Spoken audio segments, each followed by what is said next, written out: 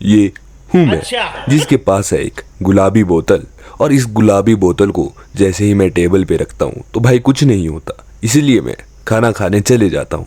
अब खाना खा के जब मैं अपने पेट को भर करके वापस से आता हूँ तो उसी टेबल को मैं देखता हूँ और देखता हूँ कि भाई बोतल तो अभी भी इधर ही है। तो भाई खाना खाया है, कोई बात नहीं, पेट खाली करके आते हैं।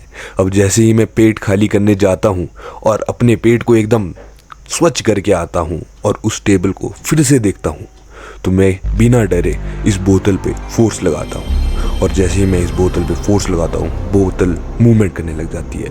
समझ रहे हो, हम पढ़ने वाले हैं Newton's first law of motion, जो कि कहता है कि a body continues to be in its states of rest और of uniform motion in a straight line unless it is compelled to change that state by external force.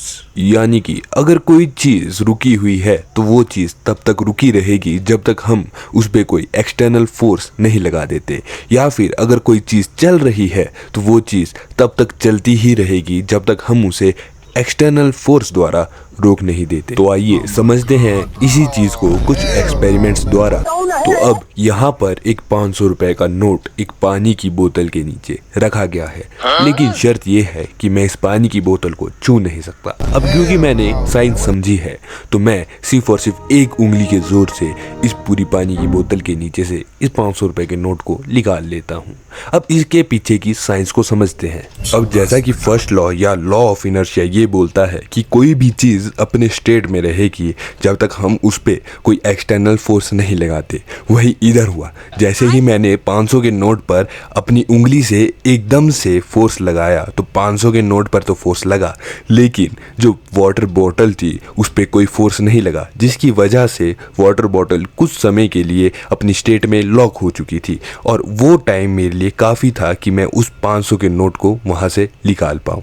अब next experiment पे जब मैं एक बोतल में पानी भरता हूँ और उस बोतल को हिलाता हूँ तो भाई ऑब्वियसली अंदर का पानी भी हिलेगा, लेकिन जैसे ही मैं फोर्सफुली उस बोतल को रोक लेता हूँ तो स्टिल अंदर जो पानी था वो स्टिल हिल रहा था। तो आइए इसके पीछे की साइंस को जानते हैं।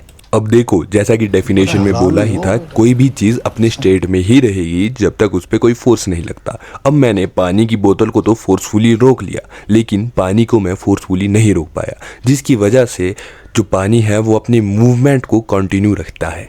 अब नेक्स्ट में जब मैं कबीर सिंह बनते हुए अपने मुंह को धो रहा होता हूँ और भाई अपने बाथरूम को सुखाने के लिए पंखा ऑन रखता हूँ, लेकिन भाई बिजली भी बचानी है, तो जैसे ही मैं पंखा ऑफ करता हूँ भाई पंखा स्टिल चलता है। अब इसके पीछे की साइंस को समझते हैं। अब अगर हम गौर दें तो भाई जो पंखा है उसकी मूवमेंट है, यानी कि वो एक मूवमेंट में चल रहा है, लेकिन जैसे ही हम एनर्जी कट ऑफ करते हैं तो सिर्फ और सिर्फ एनर्जी कट ऑफ होती है, कोई एक्सटर्नल फोर्स नहीं लगता। इसीलिए पंखा जो है अपने स्टेट को कंटिन्यू रखता है। अब अगर गाड़ी चलाते हुए मैं अगर एकदम से ब्रेक लगाऊंगा तो मेरा मुंह भी स्टीयरिंग पे ही बचेगा, या फिर अगर मैं गियर डाउन करके एकदम से स्पीड बढ़ाऊंगा तो मैं एकदम से पीछे को जाऊंगा। इसकी पीछे की साइंस को भी समझते हैं। अब जब हम कभी भी किसी गाड़ी में ट्रैवल करते हैं तो वो गाड़ी एक मोशन में चलती है और उसी मोशन को फॉलो करती है हमारी बॉडी। लेकिन जब हम गाड़ी पे फोर्स लगाते हैं, यानी कि गाड़ी पे ब्रेक लगाते हैं, तो गाड़ी तो रुक जाती है। क्यों? क्योंकि गाड़ी पे हमने फोर्स लगाया है, लेकिन हमारी बॉडी पे हमने कोई फोर्स नहीं लगाया है। इसलिए हमारी बॉडी मोशन की डायरेक्शन को फॉलो करने की कोशिश करती है, जिसकी वजह से एकदम से अगर ब्रेक लगाएं तो हमारा सर जाएगा डायरेक्ट डैशबोर्ड पे। अब रही बात कि गियर डाउन करके एक्सेलरेटर की, तो देखो यार, हमारी बॉडी एक मोशन को फॉलो करेगी और वो उसी मोशन को फॉलो करेगी जब तक उस पर कोई एक्सटर्नल फोर्स नहीं लग जाता।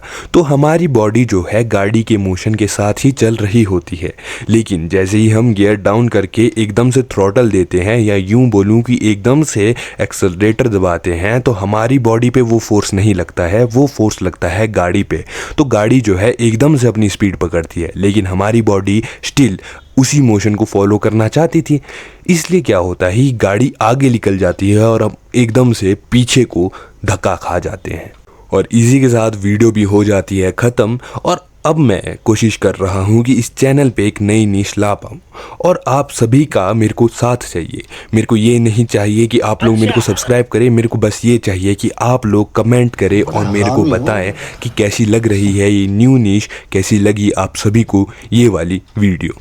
मिलेंगे नेक्स्ट वीडियो में, तब तक के लिए जय माता दी।